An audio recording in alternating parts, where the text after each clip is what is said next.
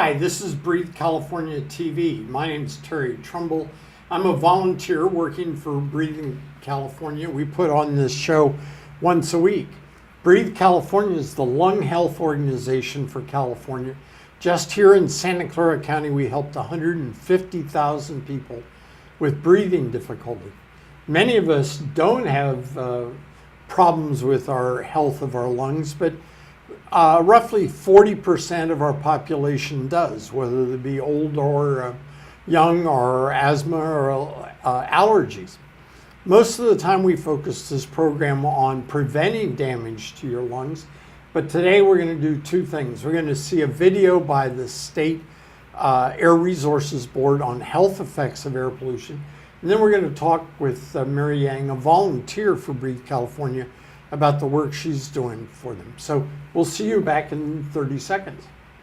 It's given me a chance to go out and be with people who has the same problem. And it helps you to manage your life better too, because you hear different things from each person. And it's just been really helpful in many ways. Welcome back. I'm Terry Trumbull, the Environmental Health Chair of Breathe California of the Bay Area. With me is Mary Yang. She was an outstanding student in my environmental law class at San Jose State last semester and volunteers for Breathe California. So we have two choices at this point. Mary, do you want to talk for the next 28 minutes, or should we watch the 20-minute video on health effects and then talk? Why don't we educate the public about the video? Okay. So without further ado, here's a video by the California Air Resources Board on health effects of air pollution.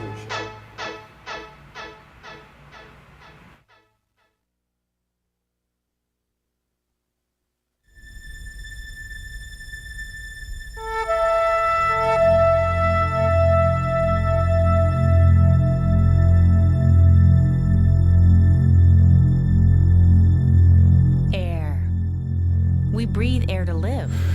Each of us, over 3,000 gallons of air every day. Normally, we don't think about the next breath, where it comes from, or what's in it. We take it for granted. Except on smoggy days, when along with the oxygen we need, we often get air pollution. Sometimes you can see it, that telltale haze. It's not just Los Angeles or the Bay Area in the north. It's in much of California's Central Valley and high desert too. We see the visible haze, but there's more to smog than meets the eye, or irritates the eye. Smog takes a big toll on our health. 90% of all Californians breathe unhealthy air. In Southern California alone, 3,300,000 workdays are lost each year due to smog health effects. Statewide, air pollution causes over 6,000 premature deaths each year. Many thousands more are forced to visit hospital emergency rooms on smoggy days. Through years of research, we've only discovered some of the effects of smog on the body. But before we look at these effects, let's define the problem. What is smog? You can think of smog as an atmospheric soup of harmful gases and very small solid or liquid particles called particulate matter. The most prevalent gases are ozone and oxides of nitrogen, NOx, called NOx. Carbon monoxide and sulfur dioxide are other air pollutant gases, but we're going to focus on ozone, NOx, and particulate matter because they're California's worst air pollution problems. NOx gases come from just about any kind of source where fuels are burned, from cars, trucks, power plants, and factories. Natural oxygen and nitrogen in the air combine under high temperature to make NOx. Every morning, thousands of tons of NOx and hydrocarbon gases are spewed into the air. Hydrocarbons come from fossil fuels, mainly gasoline and diesel, when they are burned. They also come from the evaporation of fuels, chemicals, and solvents. Together, hydrocarbons and NOx gases react under strong sunlight to form ozone and other hazardous air pollutants. Ozone by itself is a colorless, invisible gas, but the smog-forming process also generates very small particulate matter, which contributes to the haze everyone associates with smog. As evening approaches and sunlight weakens, less ozone and particulate matter are formed, and smog levels drop. Over the past 30 years, we've made progress cleaning up the air. Ozone and NOx levels have come down, but not far enough. Ozone and NOx are still big problems, but today, particulate matter is taking center stage. Smog is not the only source of particulate matter. Other particles come from the combustion of fuels, small, nearly invisible toxic particles of smoke and soot. Many of these particles are so small, they can stay suspended in the air for days, even weeks at a time, traveling many miles before settling to the ground. You know when you see visible dust that it's a good idea to stay away from it. But it's what you can't see that can get you. So how small are we talking? Well, this is a human hair about 70 microns in diameter. And here is a piece of small particulate matter, about 10 microns in diameter. Particles 10 microns or less are classified as PM10. Things like pollen, windblown dust, and tire rubber particles are size PM10, which is small enough to penetrate into the small airways of the lungs. Some particles formed by smog or from smoke and diesel soot are even smaller. This piece of particulate matter in smog is about 2 microns wide. Very small particles, less than 2.5 microns in size, are called PM2.5 and are more dangerous because they are small enough to penetrate into the deepest parts of the lung. The worst particles are those under 1/10 micron in size, the ultrafine. Found near fresh emissions from cars, trucks, and buses, they can number more than 100,000 per cubic centimeter. When we breathe smog, we breathe a mixture of ozone, NOx, and particulate matter from a variety of sources. Even though we can't see ozone, when levels are high, it gets our attention. Eyes may burn and water. There can be wheezing and coughing. The throat is irritated and feels scratchy. The chest might hurt. There is a shortness of breath. Unconsciously, the body shifts to a shallow breathing pattern similar to that caused by fear. When we breathe polluted air, our bodies begin a series of natural steps to purge the pollution. The nose removes half of the ozone we breathe. Ozone reacts with tissues, killing cells and damaging the nose. Our airways are lined with cells that are covered with tiny hairs called cilia. They beat in a rhythmic pattern, moving mucus up to the throat where it is swallowed. Mucus is important because it sweeps up harmful particles as well as bacteria and viruses. Ozone and particulate matter paralyze the cilia, making them move less or not at all. They can't do the job they were designed to do, clean out the lungs. This makes us more vulnerable to disease. Like ozone, NOx irritates mucous membranes. Scientists have found that people exposed to high levels of NOx have more colds that settle in their chests. They develop chronic wheezing and cough, bronchitis, and episodes of respiratory illness. Animals exposed to NOx in lab experiments become more susceptible to viral infection and are less able to ward off bacterial infections. They die earlier. With every breath, air moves through the bronchial tubes down to the lung space.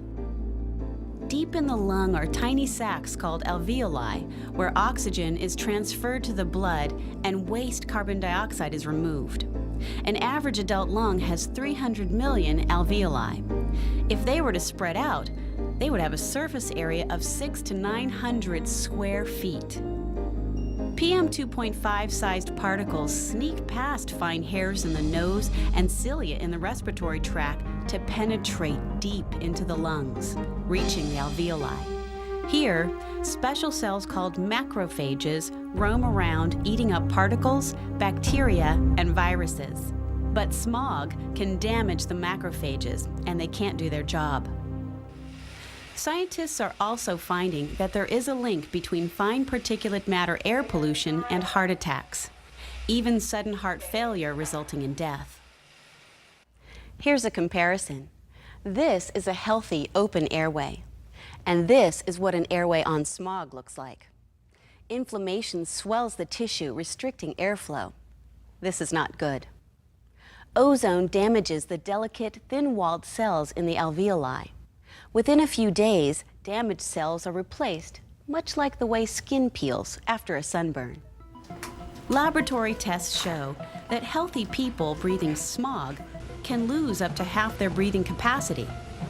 Researchers fear that repeated episodes of lung inflammation may cause permanent lung changes and long-term health effects. Some people think they adapt to smog because symptoms may disappear after a few days. While symptoms may in fact go away over time, it doesn't mean they develop a resistance to smog. Smog continues to cause lung damage even when outward symptoms disappear. A constant cycle of damage and repair may lead to premature aging of the lung. Over days, months, or years, the damaged cells are replaced with thicker, stiffer cells, scar tissue, called fibrosis. Scar tissue won't allow life-giving oxygen to enter the bloodstream. When we can't get oxygen, we're in real trouble. Ask anyone with emphysema what it's like simply trying to breathe. 3 groups of people are more vulnerable to smog health effects. The first group are people with chronic obstructive pulmonary disease, which includes respiratory diseases such as asthma, emphysema, and bronchitis. 11% of all Californians fall into this category. They suffer the ill effects of air pollution sooner and at lower pollution levels than healthy people. When smog levels are high, asthmatics can develop serious health problems, many serious enough to require medical attention. Up to 1,300,000 asthma attacks each year in California are aggravated by air pollution. The ozone in smog also makes people more sensitive to allergens, such as dust mites, pet hair, mold, and pollen. The second group at high risk includes babies and small children. Their lungs are still developing and are more sensitive to smog. They also breathe in more air pollution because they breathe faster, bringing in 3 to 4 times more air per pound of body weight than adults. And smog reduces a child's breathing capacity even more than it does in adults. Because children have smaller airways, more particles stick to airway walls. Particulate matter may increase the incidence of sudden infant death syndrome. Children living in smoggy areas have more respiratory infections, and studies show that they are more likely to develop poorly functioning lungs later in life. Even when children active in unhealthy air don't show symptoms, they are still likely to suffer loss compared to children who grow up in cleaner air. Research is showing that children who live in areas with high particulate matter levels are at risk for poor lung development, making them more susceptible to lung disease as adults. Research also shows that active children living in the most ozone-polluted communities develop more cases of asthma than children in other areas. When ozone levels peak, kids miss more school days. A third group is at increased air pollution risk: healthy adults of all ages who exercise or work hard outdoors. During exercise, we breathe in as much as 10 times our resting volume of air, exposing us to 10 times more air pollution. We breathe through the mouth instead of the nose, bypassing filters in the nose that otherwise would filter out half of the particles inhaled. We're learning more every year about the harmful health effects of air pollution, so it's important that we continue to reduce smog levels. To do this, we need answers to questions such as how much smog is too much smog? Air quality standards have been established for the main ingredients in smog: ozone, NOx, and particulate matter. These standards are the concentration levels in the air environment that have been determined as reasonably safe for most people. Air quality standards give a number that planners and government can target to reduce air pollution to healthy levels.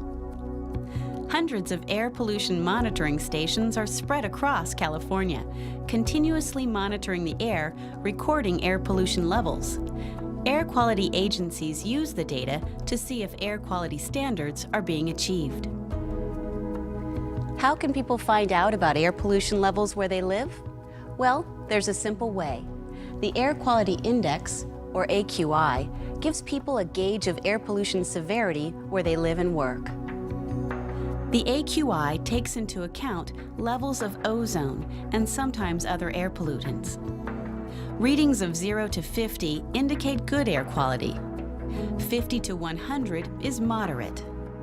When levels reach 100 to 150, it's considered unhealthy for sensitive groups. 150 to 200 is unhealthy for all groups. And 200 to 300 is very unhealthy. When air quality worsens to unhealthy levels, what can we do to protect our health? First of all, try to stay indoors. Reduce any outdoor activity that requires heavy exertion, such as running or heavy labor. Walk instead of run. Because smog levels are usually lower in the early morning and evening, you should schedule outdoor exercise during these times. Children should avoid strenuous outdoor play. For some air pollutants, any amount is too much. We call these pollutants air toxics because any measurable level can impact your health. California has nearly 200 chemical substances on the list of air toxics. To be on the list, the substance must be 1, an irritant, 2, a carcinogen, a substance that increases the likelihood of getting cancer, or 3, a reproductive toxin. Air toxics can be localized around fixed industrial sites, and people who live near such sites can be more at risk. Other air toxics are not localized to a specific area. Benzene, which comes from gasoline, and diesel exhaust affect people over a wide region because they're emitted from cars, trucks, and buses. Scientists have found increased risk of lung cancer among people exposed to diesel exhaust particles. Exposure to air toxics causes over 300 cases of cancer each year in California. It's the subject of intensive research. The health effects of air pollution produce serious economic consequences. Air pollution means increased healthcare costs, increased doctor visits, increased hospital admissions, babies born prematurely or with low birth weight, babies born with developmental defects, children who can't go to school or have trouble doing well even when they're there. It means workers who don't go to work, families who pack up and look for jobs somewhere else, suffering and premature death to the most sensitive. An air district study in Southern California discovered that smog causes nearly 18 million person days a year of headaches, sore throats, coughing, chest pain, and